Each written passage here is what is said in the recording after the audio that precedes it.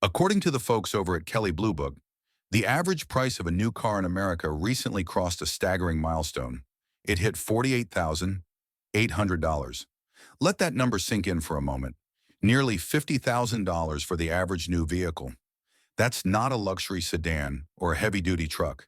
That's the average. For most of us, that number isn't just a statistic, it's a feeling. It's that sense you get when you walk onto a dealership lot and realize the dream of a new, reliable car is slipping further and further out of reach. That feeling is called sticker shock, and it's become a painful reality for millions of North Americans. $50,000 is a down payment on a house in many parts of the country. It's a full year of college tuition, or even two at a state university. It's a significant chunk of a retirement nest egg, but now it's also the price of an average car. Have you felt it yourself? That feeling that you're working harder than ever, your paycheck is getting bigger, but your ability to afford the basic pillars of a middle-class life is shrinking. That's not your imagination. That's the reality the numbers are telling us. And just as we are all feeling the squeeze of this affordability crisis, our governments are talking about a new economic threat. They're talking about affordable electric vehicles coming from China. Cars that could, in theory, offer some relief from these sky-high prices. And what is their proposed solution to this threat? They're planning to build a wall made of money, a 100% tariff on these vehicles.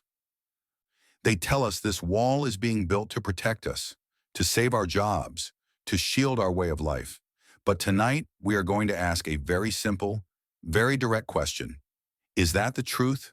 Are we really being protected, or are we being fleeced? Tonight, we conduct an investigation. We're going to follow the money, look at the real data, and uncover the truth behind this 100% tariff. Because the story you're being told is not the full story, and what you don't know is costing you a fortune. The official narrative, the jobs shield. So what is the official story?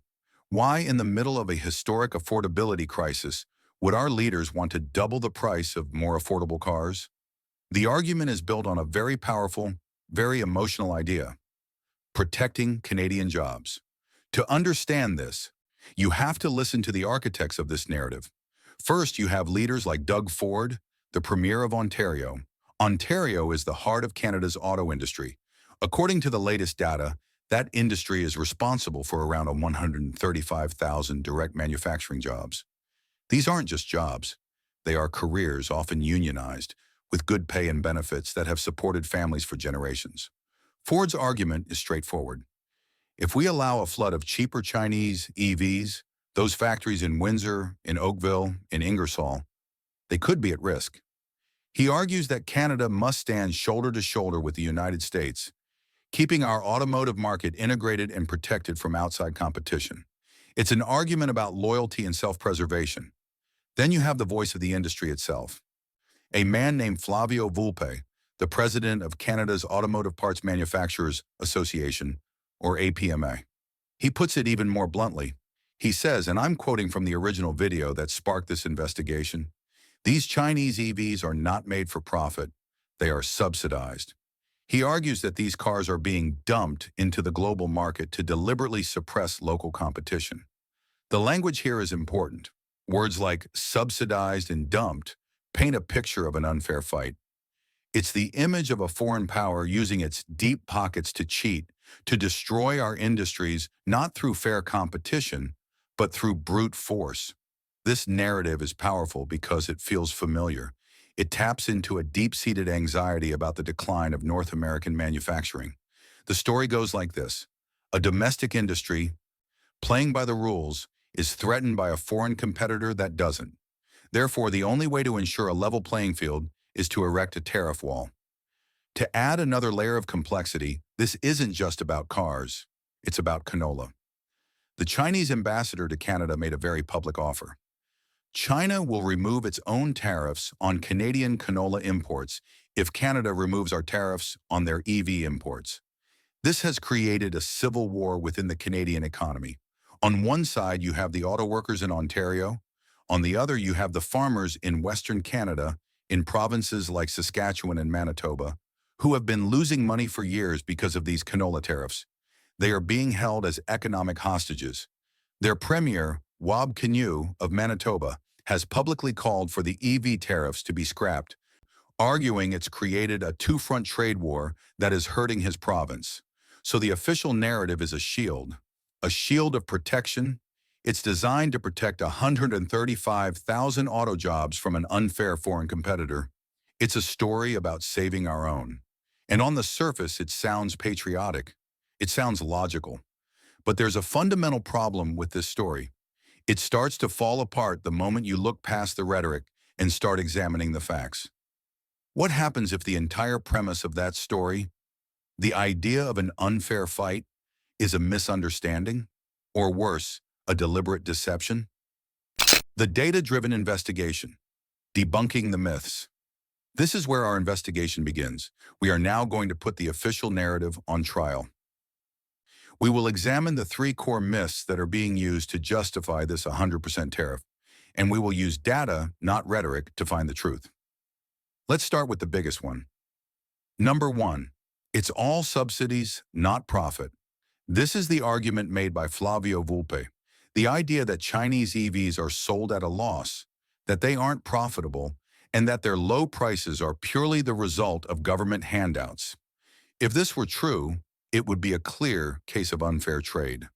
But there is a giant, inconvenient piece of evidence that challenges this entire claim. And that evidence is a company called Tesla. Think about it.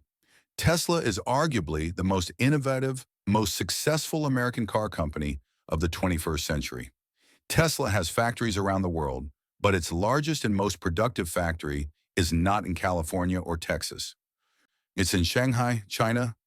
The Giga Shanghai plant is widely recognized as Tesla's most efficient factory on the planet. The cost to produce a vehicle there is significantly lower than it is at their plants in Fremont, California, or Berlin, Germany. Now ask yourself a simple question. Why would Elon Musk, a famously hard-nosed businessman, build his biggest and best factory in a place where he supposedly can't make a profit? The answer is obvious. He wouldn't. Tesla is making a tremendous amount of money building and selling cars from its Chinese factory. The cars made in Giga Shanghai are exported all over Europe and Asia. They are not being dumped at a loss. They are being sold at a healthy profit margin, a margin that is likely even better than what they get on their American-made cars. So, if it's not just government subsidies, what is the real reason for the lower cost? The answer is efficiency. First, there's supply chain efficiency. China dominates the global supply chain for electric vehicle batteries and components. Companies like CATL, the world's largest battery maker, are located right there. This means Tesla isn't spending a fortune shipping heavy batteries across the ocean. Everything is right in their backyard. Second, there's superior automation in manufacturing processes. Giga Shanghai was built with lessons learned from the production hell of their early Fremont days. It is a masterpiece of modern manufacturing with a level of automation and workflow optimization that their other factories are still trying to match. So when industry lobbyists tell you that Chinese EVs aren't profitable, the Tesla Giga Shanghai case proves that this is, at best, a misunderstanding of the situation. It's not about subsidies covering losses. It's about a hyper-efficient manufacturing ecosystem that North America is struggling to compete with. The problem isn't that they're cheating. The problem is that, in some ways, they're simply better at building cars efficiently. And that leads us directly to the second great myth. Number two, it's unfair competition, not real innovation. The official narrative wants you to believe that if a Chinese car is cheaper, it must be because of some unfair advantage. But what if it's cheaper because it's built on smarter, more modern technology? This is where we need to talk about the single most important component of an electric vehicle, the battery. This is the hidden story that nobody in the mainstream is explaining properly. For years, Western automakers like Ford, GM, and Volkswagen have built their electric vehicles around one type of battery chemistry. It's called NMC, which stands for nickel manganese cobalt. Think of an NMC battery like a high-performance racing engine. It has a very high energy density, which means it can pack a lot of power into a small space, giving the car a longer range. But just like a racing engine, it has major downsides. It is extremely expensive. It relies on materials like cobalt and nickel, which have volatile prices and are often mined in ethically questionable conditions. And it has a higher risk of overheating and fire. Now, while the West was focused on NMC, Chinese companies led by BYD and the battery giant CATL were perfecting a different kind of battery. It's called LFP, which stands for lithium iron phosphate. Think of an LFP battery like a heavy-duty diesel engine. It might have slightly less energy density, meaning the range might be a little shorter for the same size pack. But its advantages are overwhelming. First, it contains no nickel and no cobalt. This makes it dramatically cheaper and more stable in price. Second, it is far safer. LFP batteries are much less prone to overheating and thermal runaway. You can see videos online of engineers puncturing them with nails and they don't catch fire. And third, they are incredibly durable. An LFP battery can handle 3 to 4 times more charging cycles than an NMC battery before it starts to degrade. This isn't a secret. Tesla has already switched to using LFP batteries in all of its standard range vehicles globally, even the ones made in the US. Why? Because they are cheaper and safer. Now for the critical number. The original report from TD Economics, cited in the video we analyzed, gave an estimate that LFP battery packs could be as much as 35% cheaper to produce than comparable NMC packs. Let me repeat that. The single most expensive part of the car is over a third cheaper thanks to this technology. This isn't an unfair subsidy. This is a strategic technological choice that North America largely ignored for a decade. BYD didn't just stumble upon this. They invested billions of dollars in years of research to perfect their Blade battery, which is a form of LFP. So when a BYD car rolls off the assembly line at a lower price, it's not because of some secret government check. It's because the battery inside it was fundamentally cheaper to make from day one. This isn't unfair competition. This is what real innovation looks like. It's one technology making another, older, more expensive technology obsolete. And trying to stop it with a tariff is like trying to protect the horse and buggy industry by banning the automobile. This brings us to the third and most insulting myth of all. Number 3, we are doing this to protect consumers. Of all the arguments, this one is the most difficult to believe. How exactly are you protecting consumers by forcing them to pay higher prices? Let's stop talking in the abstract and look at real-world numbers. Let's look at a country like Australia, a market where BYD competes head-to-head with other brands without a 100% tariff. In Australia, the BYD Dolphin, a compact electric hatchback, sells for about 39,000 Australian dollars. That converts to roughly 25,000 US dollars. $25,000 for a brand new, well-equipped electric car. Now let's go to Mexico, a North American market. The BYD Seal, a sleek sedan that competes directly with the Tesla Model 3, starts at around 778,000 Mexican pesos. That's about 43,000 US dollars. Now compare that to what we're paying in Canada and the US. The cheapest electric vehicle you can find, if you can even find one in stock, like a Chevy Bolt, starts around 40,000 Canadian dollars, which is over 30,000 US dollars. Most other EVs like the Ford Mustang Mach-E or the Volkswagen ID.4 will easily cost you $55,000 to $60,000 once you add a few options. Now let's do the math on what this tariff actually does. Take that $25,000 BYD Dolphin. If it were imported into Canada, you would add the 100% tariff. That's another $25,000, bringing the price to $50,000. The tariff didn't make the Ford or the GM any better. It didn't create a single job. All it did was artificially inflate the price of the competitor to make our expensive cars seem reasonable by comparison. This isn't protection. This is a punishment. Canadian consumers are being punished for the lack of competitiveness in their own domestic industry. They are being denied choice. They are being denied affordability. They are being told that they must pay a premium of thousands or even tens of thousands of dollars, just so the big North American auto giants don't have to face real competition. The investigation is clear. The official narrative, built on these 3 myths, does not hold up to scrutiny. The data tells a different story, and that story leads to one inescapable conclusion. The real trap, the truth about the protectionism tax. After looking at the evidence, we can now state the central thesis of this investigation. The 100% tariff on Chinese EVs is not a shield protecting Canadian auto jobs. It's a trap. It's a hidden tax, a protectionism tax, that forces every Canadian consumer to pay an exorbitant price to protect the profits of an inefficient and uncompetitive North American auto industry. Let's be very clear about who benefits from this tax. Let's follow the money. Does it truly benefit the 135,000 Canadian auto workers? In the short term, perhaps it prevents some layoffs. But in the long term, it dooms their industry to mediocrity. Protectionism breeds complacency. Without the pressure of competition, there is no urgency to innovate, to become more efficient, to adopt better technology like LFP batteries. The companies continue to build overpriced cars, and the jobs remain vulnerable to the next economic downturn or technological shift. Furthermore, these companies are still automating their factories. They are still shifting production of certain models to Mexico, where labor is cheaper.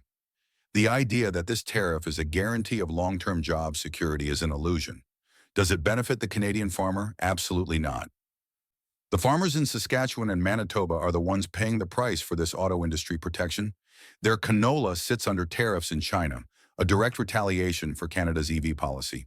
They are being sacrificed to protect another industry in another part of the country. So if it's not the workers and it's not the farmers, who is left? The beneficiaries are the corporations and the lobbyists who represent them. The big automakers, Ford, GM, Stellantis, and their parts suppliers, represented by groups like Flavio Volpi's APMA. They are the ones who benefit from a closed market, a market where they don't have to compete on price, a market where they can continue to sell cars based on older, more expensive NMC battery technology without being challenged by a cheaper, safer, and more durable alternative. This tax ensures their profit margins remain comfortable. It allows them to avoid the hard work of true innovation and efficiency. But this is a dangerous game. There is a long-term danger here that goes far beyond the price of a car. When you protect an industry from competition, you risk turning it into a zombie industry. It's an industry that is no longer truly alive, no longer competitive on the world stage. It only survives because it is propped up by government walls and taxpayer money. We've seen this movie before in other sectors. It creates a bubble, a North American auto bubble, where we are isolated from the rest of the world. Inside the bubble, we are forced to buy overpriced, technologically lagging vehicles. Outside the bubble, in Europe, in Australia, in Asia, in South America, consumers are getting access to better, cheaper, and safer electric cars. By trying to protect our industry, we are actually ensuring that it falls further and further behind. We are locking ourselves into a future of high costs and technological stagnation. That is the real trap of the protectionism tax. Which path forward? So let's bring it all back to the beginning. We started with a number, $48,800, the painful price of an average new car. We heard the official story, the narrative about protecting jobs from unfair competition.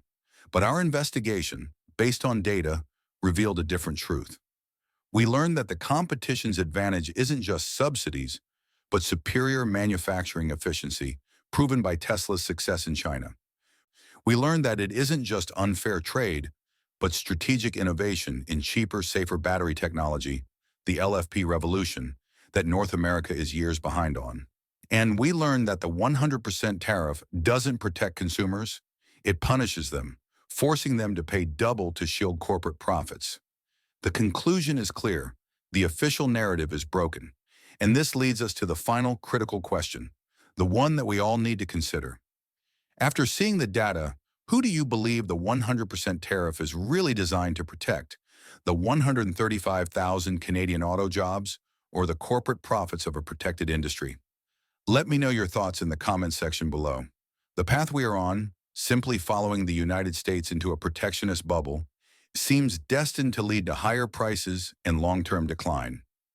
If protecting consumers from this sticker shock is the real goal, then Canada needs a completely different strategy. But if we can't follow the US model, and we can't simply surrender to China's demands, what options are left? In our next video, we will explore the one option that nobody in North America is seriously talking about yet. the Build in Canada deal, and how Europe is already showing us the way. Thank you for joining me on this investigation. If you believe in data-driven analysis and want to support independent content, please consider liking this video and subscribing to the channel. And if you'd like to support our work on a monthly basis, you can become a channel member by clicking the join button. Have a fantastic rest of your day, everyone, and I'll see you on the next one.